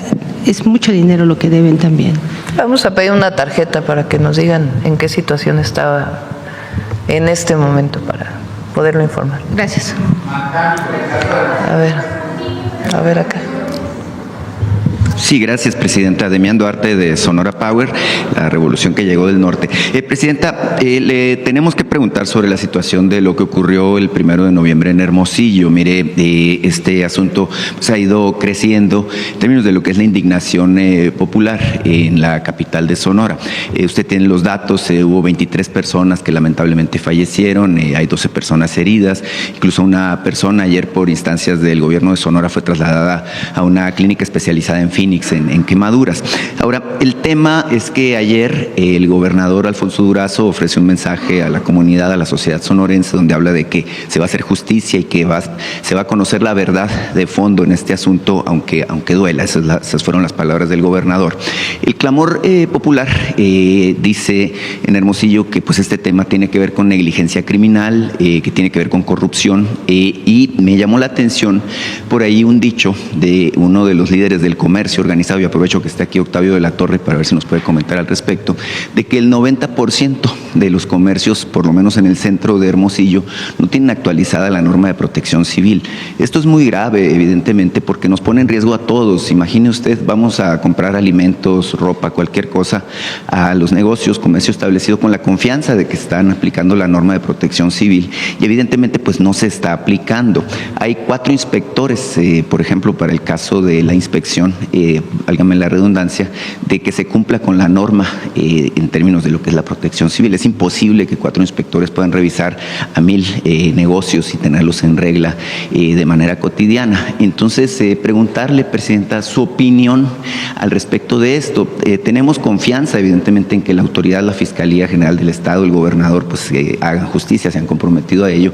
Sin embargo, es un tema que va más allá del ámbito de lo local. Por cierto, también los directores de protección civil, tanto del estado de Sonora como el de Hermosillo, fueron cesados ayer de sus funciones para que no interfieran con la investigación que se está llevando a cabo. Dijo el fiscal que se ha tenido ya interrogatorios, entrevistas en la investigación con personas de los 3 niveles de gobierno, funcionarios, incluidos funcionarios del gobierno federal. Se asume, bueno, que la CFE en particular tiene alguna responsabilidad, puesto que lo que explotó fue un transformador.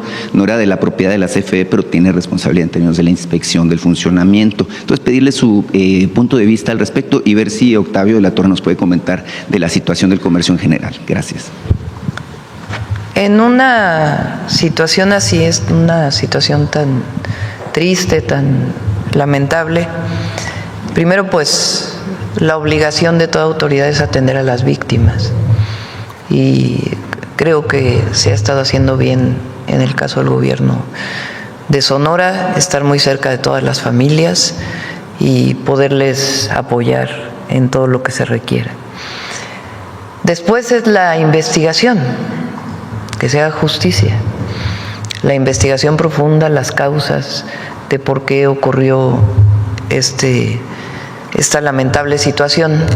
En efecto, parece que fue un transformador que estaba dentro de la tienda, y entonces de ahí pues hay que deslindar responsabilidades, tanto de los dueños. La primera responsabilidad es de quien tiene un negocio. La autoridad, pues por supuesto, tiene la responsabilidad de inspeccionar y que las leyes sean adecuadas y inspeccionar conforme a las leyes, pero tiene que haber una responsabilidad muy importante de quien administra o quien tiene un negocio. Porque tener un negocio pues lleva una responsabilidad, sobre todo cuando hay tantas personas que puedan acceder a una tienda. Entonces tiene que haber el deslinde de responsabilidades, en qué circunstancia estaba el transformador, hacer la investigación para que la Fiscalía del Estado pueda decir esto fue lo que ocurrió y estas son las responsabilidades. Por otro lado, lo que establece la propia legislación de atención a víctimas tiene que ver con la reparación hasta donde se pueda y lo acepten las familias. Y segundo, la no repetición. Y eso es muy importante, para que en la medida de lo posible se disminuya al máximo la probabilidad de que ocurra una situación como esta, pues tiene que ver precisamente con la revisión de las leyes de protección civil, quién tiene esas responsabilidades, cuántos inspectores hay, qué tanto debe haber terceros responsables. Por ejemplo, en la Ciudad de México se modificó la Ley de Protección Civil y además de los propios inspectores, se habilita a los especialistas en protección civil, como es el caso de los DROs en la revisión de las estructuras o de los especialistas estructuristas, para que un tercero acreditado pueda hacer estas revisiones y pueda ampliarse, y quien de una lista que exista de especialistas lo pueda destinarle el recurso, el negocio, para poder tener pues la certificación de protección civil. Entonces, todo esto debe ocurrir en el caso de Sonora.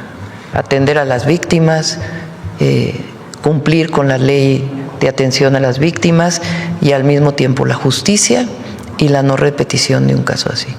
Y eso es lo que yo estoy segura que va a ocurrir en el caso de Sonora. Sí, se conoce que es un caso del ámbito local, evidentemente pues tiene que ver con la situación que se vive en Sonora, en Hermosillo en particular, pero nuestra sociedad pues quedó marcada, Presidenta, por el caso de la guardería ABC, que evidentemente pues fue muy notorio, motivó cambios incluso en las leyes de protección civil. Hay una ley 5 de junio justamente que promueve la garantía de no repetición. Lamentablemente pues pasaron 16 años y se repite un hecho, no en las mismas circunstancias, pero bueno, al final de cuentas es la población civil la que padece las consecuencias con esta situación de muertes, heridos y demás. Evidentemente en Sonora pues necesitamos esta garantía de que haya justicia. E insisto yo, pues hay confianza en que se esté haciendo el trabajo de manera correcta. No sé si será posible que la directora de la CFE o alguien relacionado con este asunto pues pueda ofrecer información al respecto, porque la CFE no ha respondido justamente las dudas que se han planteado al respecto. Sí, todo tiene que haber transparencia y también lo que se requiera de la investigación que está haciendo la Fiscalía.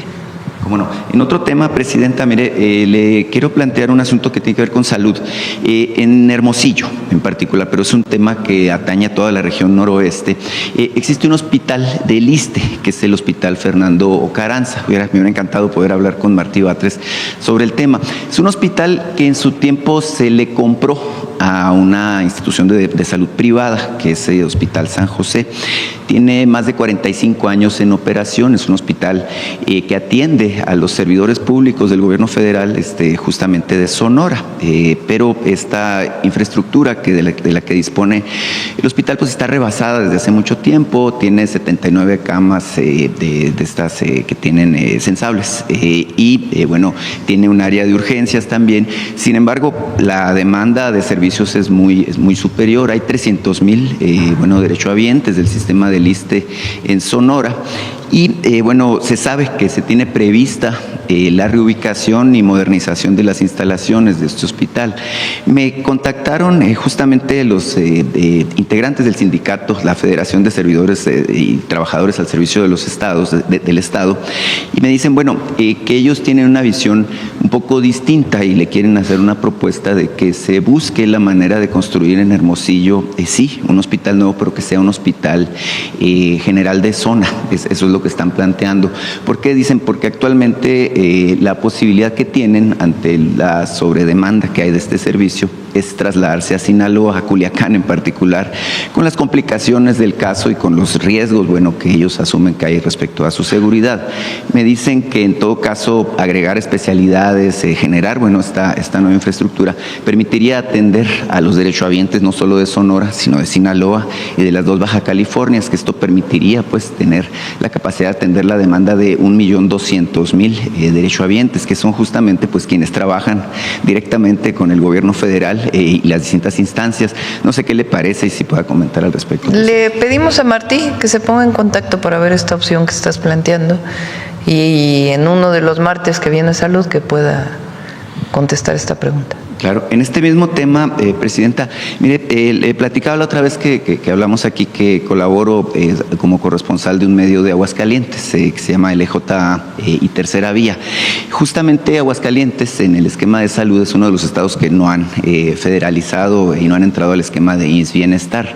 La pregunta que me han hecho pues de personas, ciudadanos del estado de Aguascalientes es cómo se está abordando justamente el acceso a los servicios de salud como lo mandata la Constitución para las personas ciudadanas de estados, como es este caso, y tengo entendido que hay otros 7 estados, además de Aguascalientes, que no han entrado en el esquema, válgame pues, de establecer este acuerdo con la Federación. Se hablaba hace 2 días de que justamente Yucatán se incorpora, pero pues hay una duda respecto a qué pasa con los derechohabientes de los servicios de salud en términos de lo que dice la Constitución respecto a esta ausencia que tienen estos estados. Creo que está Durango, Coahuila, Chihuahua, además de Aguascalientes, entre otros. Depende de los estados, firmar o no ser parte del IMSS Bienestar. Siempre es mejor ser parte del IMSS Bienestar, tienen acceso a basificación los médicos, a más recursos, porque se incorporan los recursos federales con los estatales y eficientar pues muchísimos procesos. En el caso de Aguascalientes, pues no han decidido no entrar al IMSS Bienestar. Entonces, todo lo que tiene que ver con la atención a la salud fuera del ISSSTE y el IMSS en Aguascalientes es responsabilidad del gobierno del estado. Sí, cómo no. Bueno, es un tema importante, evidentemente, porque pues los ciudadanos... Va a presentar, lo iba a presentar este martes, pero no había terminado el estudio, Alejandro. Salió ahí en un medio de que es mejor el servicio de los estados que no tienen IMSS Bienestar, pero eso es falso. Alejandro iba a presentar 3 gráficas, le dije mejor que sea completo, y lo va a presentar. Este martes viene seguridad y luego viene salud, y se va a presentar este estudio de cómo diferentes indicadores oficiales que incluyen a todos los estados muestran que son mejores los servicios de salud del IMSS Bienestar que los que no están inscritos al IMSS Bienestar. Claro, es importante el tema, puesto que al final del día los ciudadanos de esos estados pues no tienen la culpa, ¿no?, de la afiliación política o partidista del gobierno que esté en el momento pues en esas entidades, ¿no? Entonces, obviamente, es una inquietud reiterada. Pero es una decisión de los gobiernos. Sí, cómo no. Presidenta, por último, mire, le quiero plantear un tema sobre ferrocarriles. Hay un asunto muy interesante de la línea ferroviaria de Coahuila a Durango. Es una vía férrea de casi 1,000 kilómetros de extensión que fue concesionada en en 1998 por un periodo de 30 años. Mire, es interesantísimo porque los concesionarios son socios en 50%, uno es Industrias Peñoles, esta compañía minera, y por la otra mano está Grupo Acerero del Norte, que es la controladora AMSA. Sabemos que esta controladora pues ha estado en problemas, controlada por Alonso Ancira, por cierto, y que está en proceso de liquidación. Bueno, decirle que se vence esta concesión justamente en el año 2028 y que parte de los compromisos de los concesionarios es regresarlas en buen estado y con capacidad operativa. Estas vías, bueno, pues actualmente están realmente muy dañadas, prácticamente han sido saqueadas incluso para venderlas como ferro viejo, pues lo que son las vías del ferrocarril y otros elementos.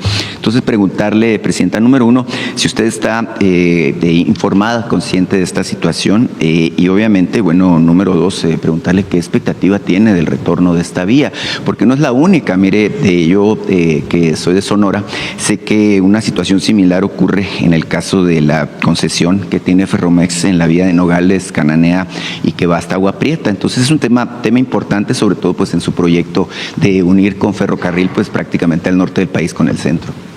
Vamos a invitar sí lo estamos trabajando. Es una vía muy importante, sobre todo en el momento en que AMSA operaba. Por cierto, esperemos que este mismo año la jueza que está encargada de este proceso pueda ya resolver para beneficio de los trabajadores de AMSA. Se ha estado ahí trabajando y platicando en el marco de su autonomía por parte de la Secretaría de Hacienda y esperemos que pueda ya resolver este proceso. Esa vía del tren se utilizaba mucho para el transporte de carbón, para el funcionamiento de AMSA. Entonces, queremos que se resuelva AMSA y que realmente lo tome otra empresa y que, aparte de la justicia que se tiene que hacer, que se retome para poder darle empleo a todos los trabajadores y que se recupere esta zona industrial tan importante para Coahuila. Entonces, a partir de ahí ya también vamos a definir el tema de la vía del tren.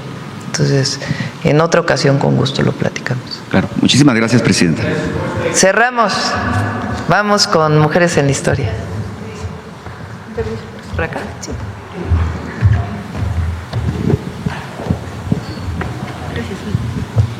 Buenos días nuevamente. Pues iniciamos el mes de noviembre y, como comentaban hace un momento, un aniversario más del inicio del proceso revolucionario en nuestro país. Así es que dedicaremos la cápsula del día de hoy a las mujeres que se levantaron antes de 1910. Esto va a ser fundamental que lo abordemos porque, si bien tenemos en el imaginario a las mujeres que se incorporan a los campamentos de los revolucionarios, a las ideas, a la propaganda, vamos a ver cómo desde una década antes se fue cimentando este camino de lucha, sobre todo a través de las publicaciones. Tenemos aquí un fragmento de Blanca de Moncaliano, que se publicó en Regeneración. Regeneración fue un periódico fundamental en este proceso previo al llamado de las armas en 1910. Me gustaría también compartir con ustedes un fragmento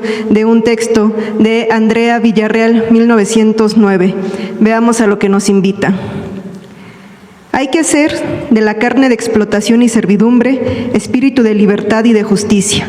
Hay que hurgar en el pecho de los resignados hasta hacer aparecer a los descontentos. El mundo tiene congestión de esclavos y anemia de luchadores, y un estado así tan miserable no debe prolongarse más. Y ya que muchos hombres permanecen de rodillas, nosotras nos levantaremos y haremos que ellos se pongan también de pie. Venimos a buscar libertad para nosotras y también para nosotros. Y bueno, también dentro de las publicaciones hacían mucho énfasis en el papel de las mujeres. Aquí se le invitaba a las mujeres a educar a las hijas, a los hijos, sobre todo ya sin dogmas. Con Abelén Gutiérrez Dolores Jiménez y Muro, Elisa Cuña, son las más conocidas y de quien ya hemos presentado particularmente una cápsula en esta sección, pero hoy nos llevamos otros nombres: Teresa y Andrea Villarreal, María Talavera Bruz, Margarita Ortega, otras tantas mujeres que también contribuyeron no solamente al periódico Regeneración, sino también a nuestra revolución social. Muchas gracias. Gracias.